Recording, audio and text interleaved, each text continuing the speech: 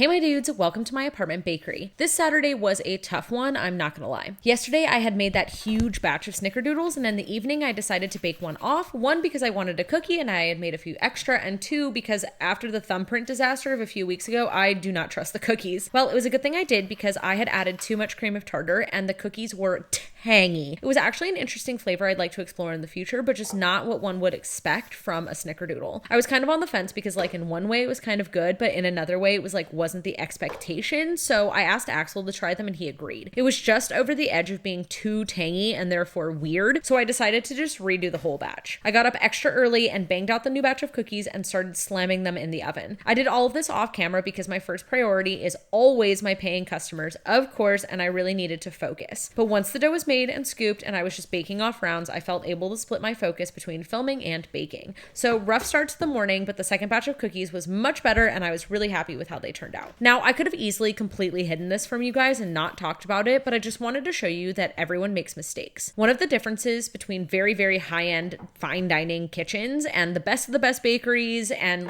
your average ones is not that really good kitchens and bakeries don't make mistakes. They do. They just have systems so that those mistakes never make it to the guest or the customer. Mistakes are how you learn. You just gotta fix it so they don't affect anyone else. Anyways, while I was baking off the snickerdoodles, I was also slicing the hazelnut bars. These sliced like a dream, but were a little hard to get out of the pans at first. After the first two, I realized that they were just too cold and the caramel was sticking inside, so if I took them out of the fridge 15 minutes before trying to turn them out, they came out much easier. See, you live and you learn. Once the snickerdoodles were done baking, I moved on to the apple buns. The timeline was tight today, you guys.